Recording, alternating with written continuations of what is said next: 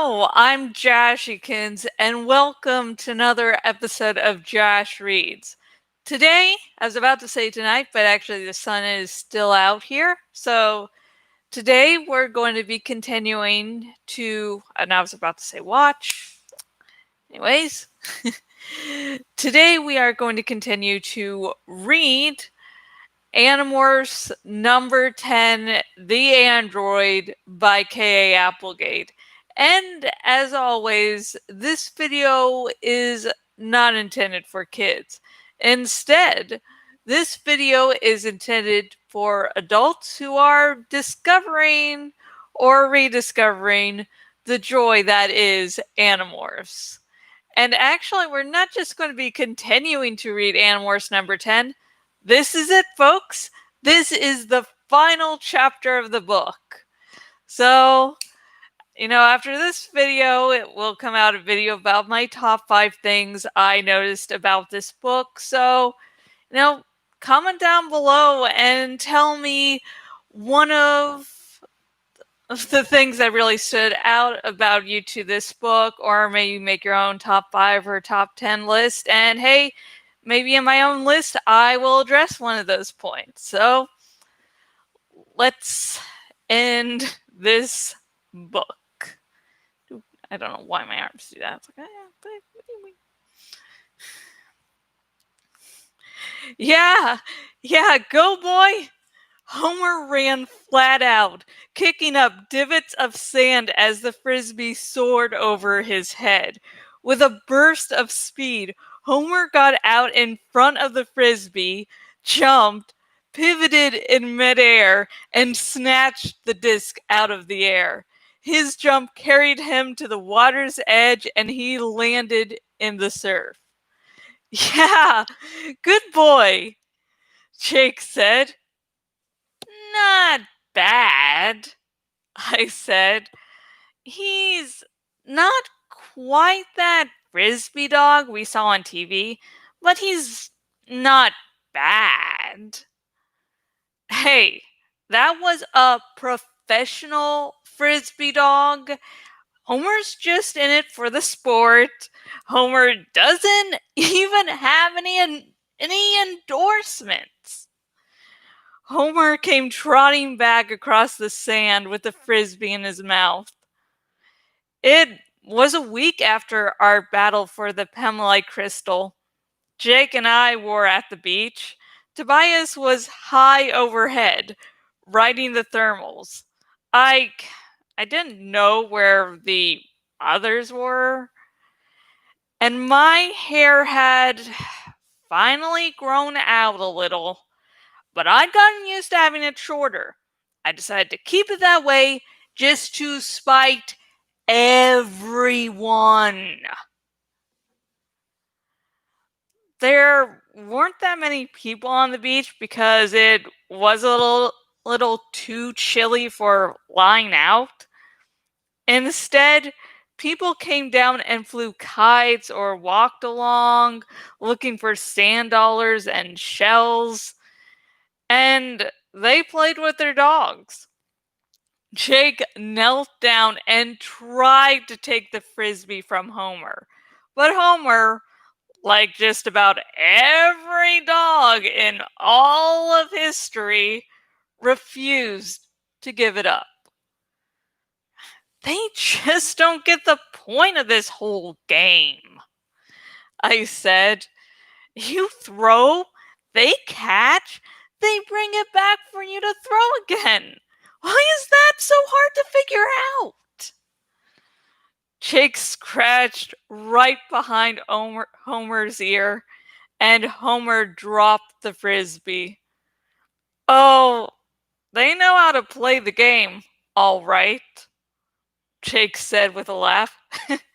For them, the game is I throw, they catch, they bring it back, they get a good head scratch, then they give up the frisbee. But just then, Homer lost all interest in the frisbee. 2 dogs were trotting by, tails in the air. Homer jogged over to greet them. They sniffed each other by way of introduction, then took off, running like the giddy, happy, always excited dog goofs they were. It made me smile to watch them. It must have been a nice place, I said. Jake knew exactly what I was talking about. Yeah, a planet where the people were as sweet and decent as dogs. Yeah, that would have been okay.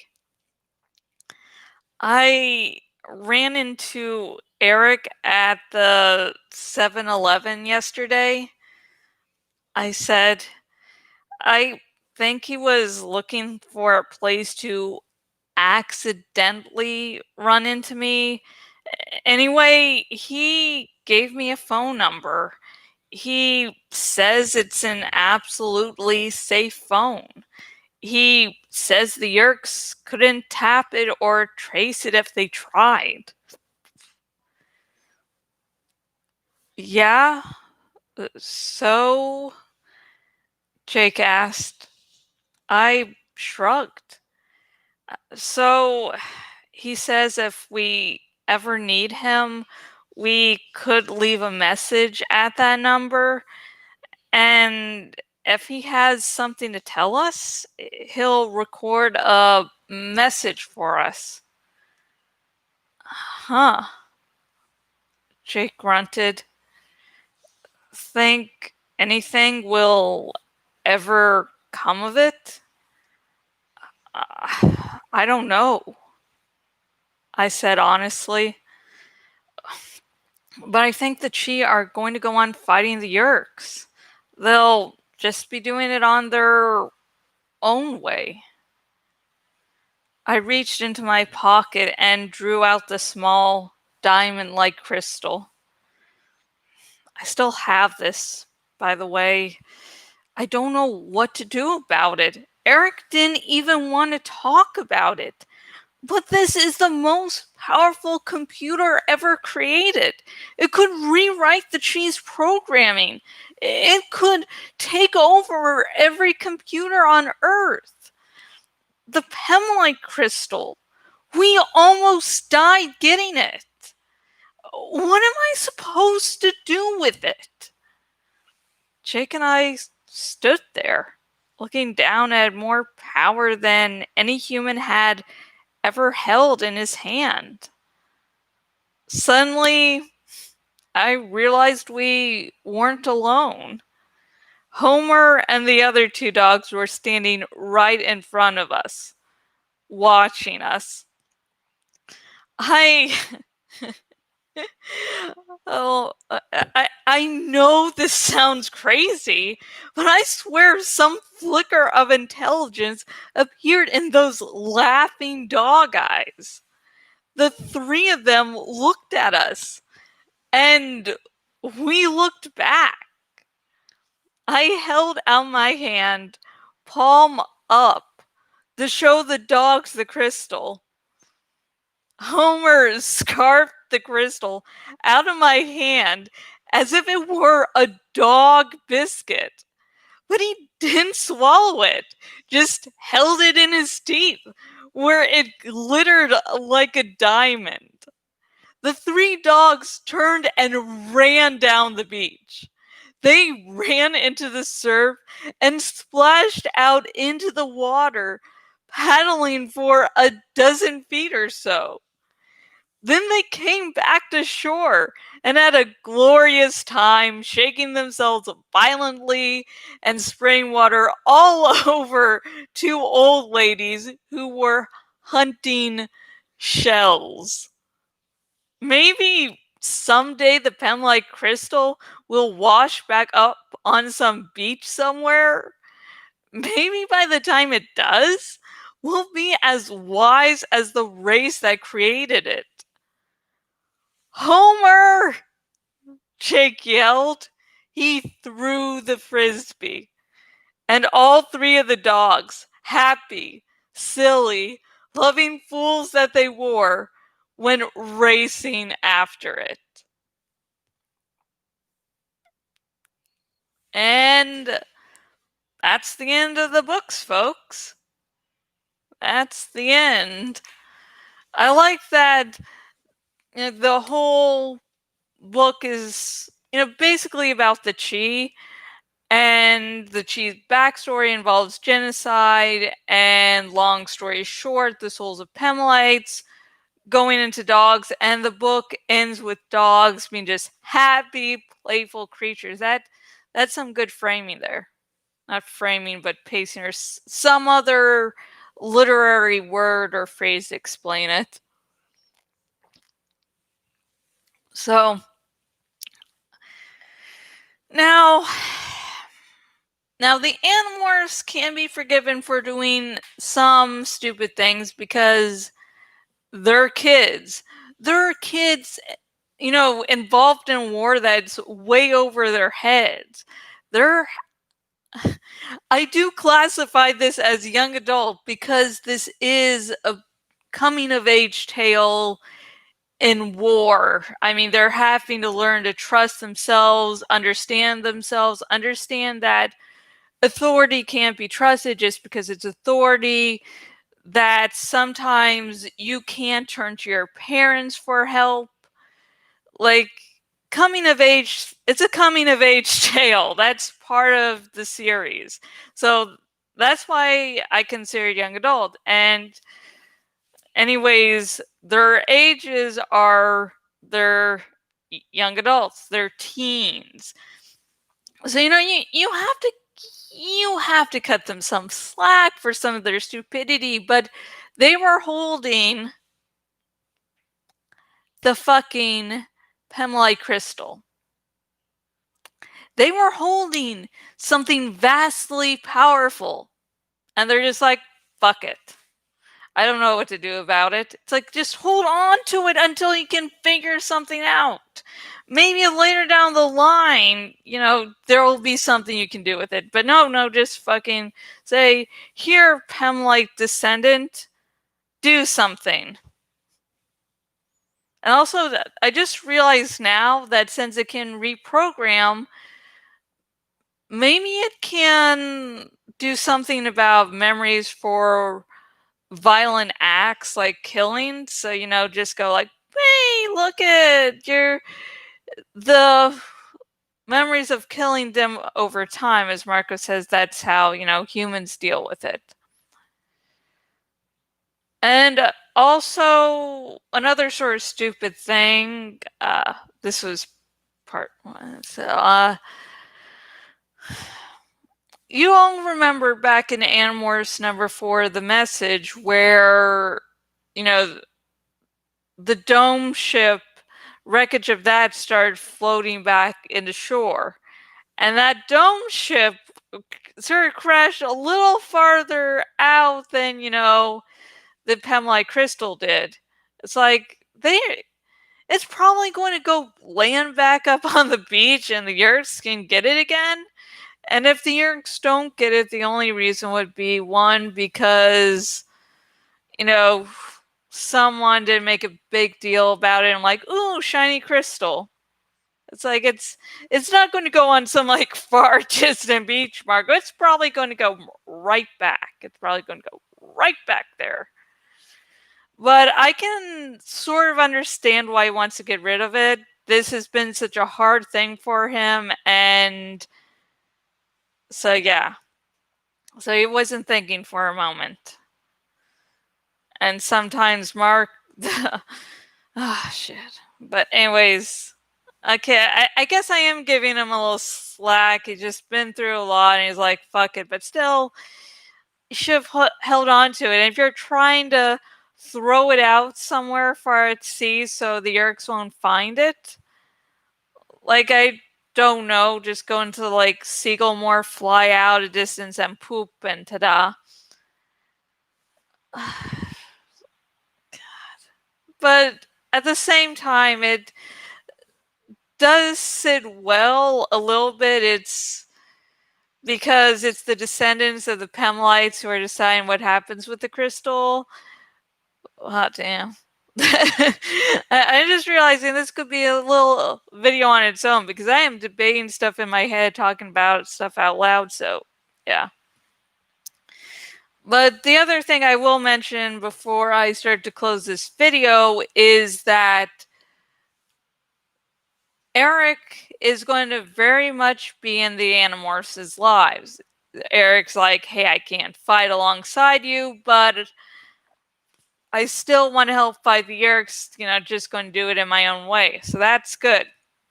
The Chi aren't abandoning the Animorphs. They're just like, we can't fight side by side, but we're going to do it in our very own way. So yeah. And I just got an idea for a very long blog post, but I'm currently working on finishing up the review for this and working on another long blog post at the same time. So we'll see what happens in the future. So my question for this video will be, what do you think of Animorphs number 10? Like, was it good? What do you feel about the Chi? What was your favorite scenes? What were your favorite character moments? And remember, my next video will be my outro where I do the top 5 things I noticed. So if you have anything at all you want me to mention in that video, comment down below. And who knows, it might make it on that list. I might do a top 10 or 15 list if I get enough people interacting with this video. And if you noticed anything else about the chapter that I haven't mentioned, comment down below, let me know about it. And remember, no major spoilers.